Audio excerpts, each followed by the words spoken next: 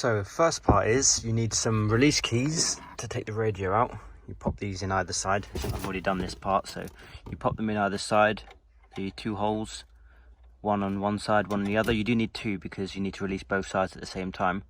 You push them in all the way, and when you think they're all the way in, you push them a little bit more, and they push this little spring here that holds the stereo in place. They push it back so that you can actually release it. You've got to leave the keys in, and what I do is I push the key in, push it outwards, so this way, push it out this way, and then drag the stereo out with it for it to release out of this area here. And once you've done that part, there you'll see the screws inside. So 1, 2, 3, 4, and they'll be in a much smaller view because this will be in the way. So what you have to do is you have to get a screwdriver in. 1, 2, 3, 4. Get a screwdriver in to release those so you can take this section out. And if you're putting another single DIN stereo in place, you should be okay with this space here. I don't know if you'd even want to get an adapter other than this one here. You should be able to just put or keep that in, so you shouldn't have to worry about anything else. But I'm putting a double DIN stereo in, so what I'll need to do is, I think I'm going to have to just break this out, because that's the fascia for the new one, which as you can see stops the will stop the screen from getting inside, so that needs to come out. And while I do that, I'm just going to pause the video, so I'm going to cut that out. Right, sorry guys, I skipped a lot of bits out because I forgot to record, but that little plastic piece that came across the middle here, I literally just cut out with a pair of cutters. I suppose you can use a little saw if you want to, a little hand saw with some fine teeth because it's plastic. That's where I cut it back to on both sides, back there. And I didn't cut all the way back. There's a little hole that you're going to need to mount this fascia plate on, which you can get on Amazon. If anybody wants any links for any of these things, just let me know. I can find out for you. I've run 2 USBs, so I've got one mirror link cable and one standard USB, which is that one here. And there's a lot of space behind this fan, up behind the plastics on the center console, so this cable was an easy pass just up to the middle here. I've put my little GPS over here for now. It might do there forever. I'll probably never get the time to move it. Run the cable round here, down the back behind this rubber seal, and underneath the steering wheel, goes along here. And then this USB also comes from around this way. I might move it in time, but to be fair, I'm probably just going to leave it here. So that's one cable. You got your aerial adapter, you got the actual loom here. The aerial adapter and the loom already here from the old radio.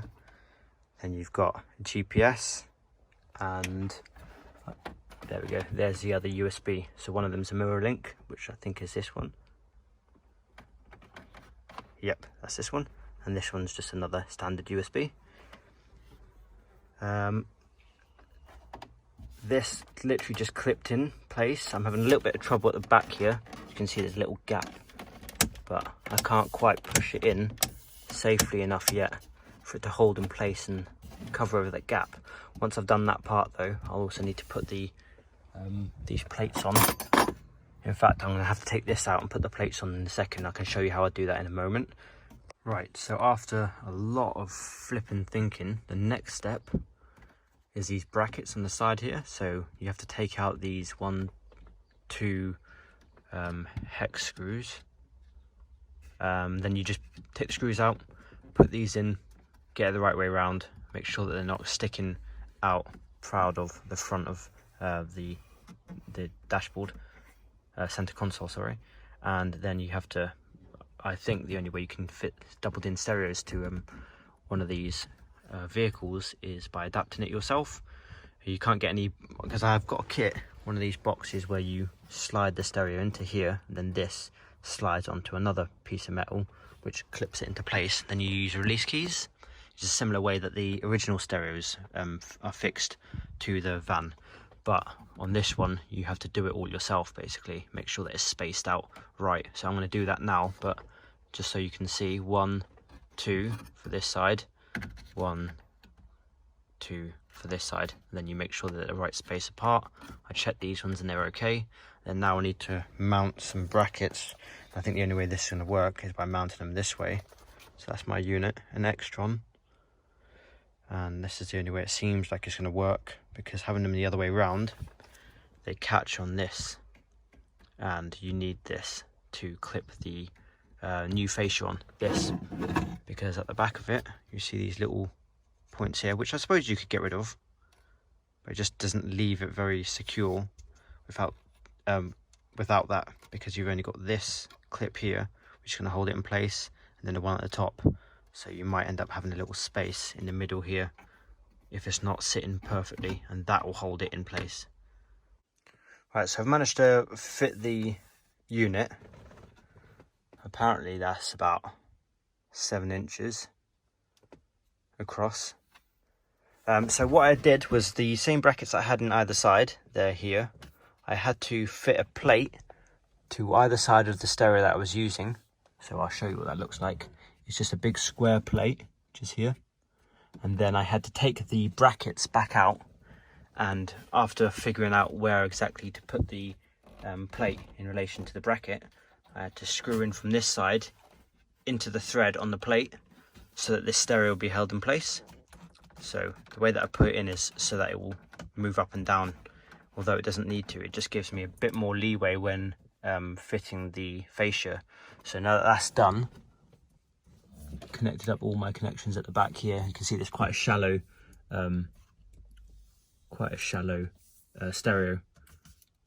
It's all working. I've already checked it. It's all working fine. Turns off when the keys are taken out, and then the fascia just clicks in on the front. Bit of a shove to get it in.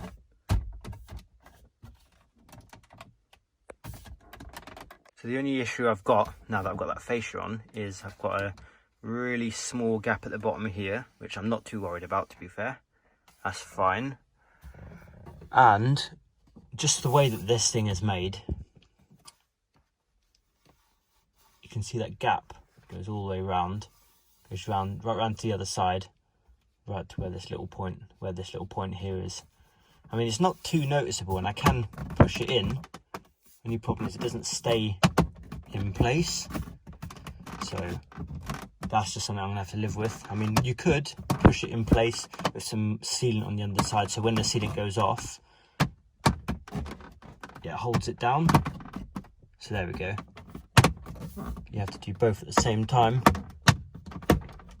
So there's a little, you'll see there's a little clip at the top, extends out directly forward. I'll show you actually. So this little clip here, that clip is meant to go in here and latch on. It's meant to latch on in these 2 points here, here and here. So what you might have to do is drill that out, because there's a piece of plastic at the back which stops the clip from actually protruding into it and catching on to this little edge here. If you see, it's a little tiny edge. So it doesn't really matter how you do it, as long as you keep this part intact. Oops, sorry. As long as you keep this part intact, you're fine, and make a hole big enough for the actual clip to push into.